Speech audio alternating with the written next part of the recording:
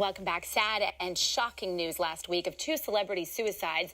Now, we're not sure what led Kate Spade and Anthony Bourdain to the ultimate act of desperation. But for many people, it's an issue of losing the passion in their lives. Connection coach Jonathan Sprinkles with us this morning with warning signs that cannot be ignored, and how to rekindle lost passion. Good morning to you. Hey, good morning.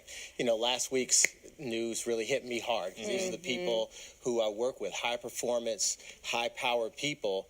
And unfortunately, a lot of people are saying, well, if I had that kind of money, then there's no way that I would have let that happen to me. But it's more to it than that. Absolutely, there's more to it than that. And what we don't realize is that a lot of the things that they went through are things that we go through as well, starting with losing our passion, losing our joy. Now, there's a difference between being disconnected and being depressed. Disconnection is an emotion, but being depressed is a condition. But I called one of my clients, who was one of the top psychotherapists here in Houston, Dr. Napoleon Higgins, and he said that many of the symptoms are exactly the same, and one can lead to the other.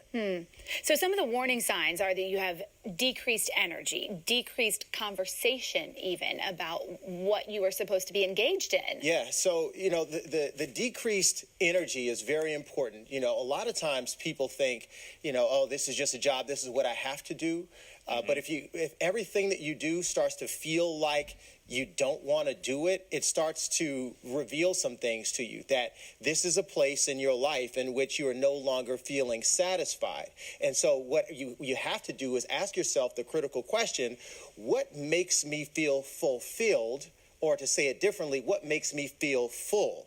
If you find yourself wishing that you could be somewhere else or wishing that you could be in someone else's job, that's an indicator that where you are probably isn't still serving you the same way. So we got about a minute left here.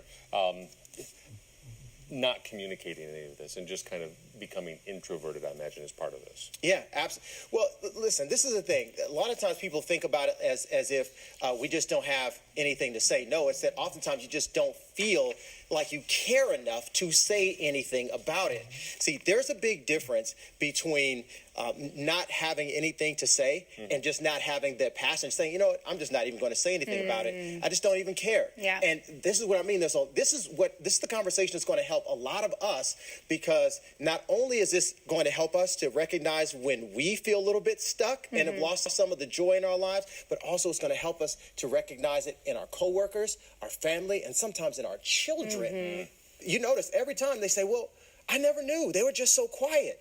That's a sign. That's a sign. They never said anything. That's a sign. So if we know how to look for it, then we can help people. That's good. How can we rekindle the passion then? Well, we rekindle the passion by looking back at what my mentor, Jim Rohn, said. He said, you have to remember, you're not a tree. You have options. That discretionary effort is very important. When you just give just enough to get by, that's a sign. So find something that does light your fire. Find those moments in your day, whether it's a YouTube video, whether it's a short phone call, and light your fire, things that make you feel good. And then also, you know what else does it? And this is really counterintuitive.